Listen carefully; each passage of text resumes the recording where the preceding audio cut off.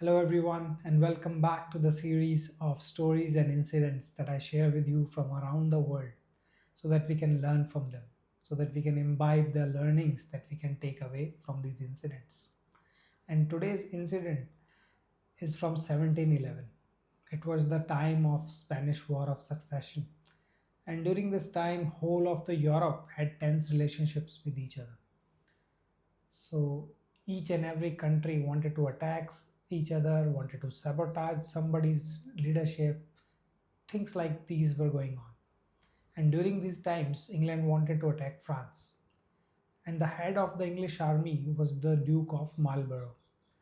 Now, the Duke of Marlborough, he had a specific place from where he wanted to attack France. But there was a problem there.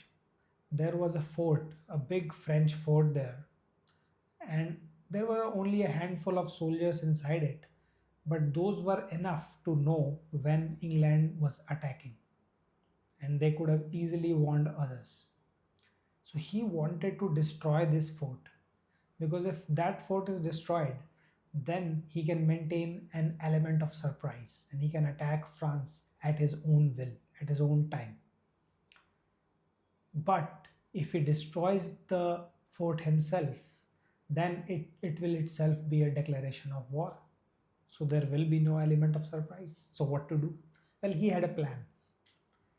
He took just a few soldiers and captured that fort. And he left those soldiers, a handful of soldiers in the fort, and went away. Now the French got the news. They thought it's a small skirmish and somebody is trying to prove their worth. So they went with some soldiers, captured the fort again. But then the French thought that this can happen again and again. It will be a waste of resources. So why don't we destroy the fort ourselves? So they destroyed the fort. Now the fort was destroyed and the path was clear for the Duke of Marlborough. He could have attacked France anytime, at his own time, at his own will. Now, what do we learn from this? See, we don't have kings anymore, but we do have competitors. If we are students, we have competitors. If we have a business, we have competitors. If we are at a job, we have a lot of competitors.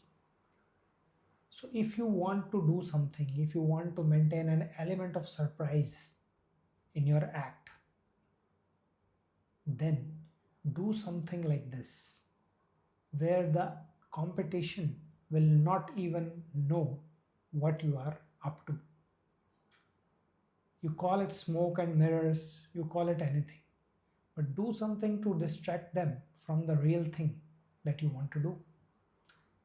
So I read this incident from the 48 Laws of Power, a book by Robert Greene, and I thought I should share this incident with you.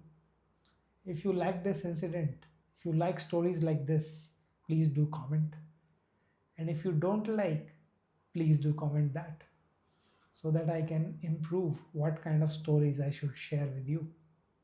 That's all for today. See you next week. Thank you.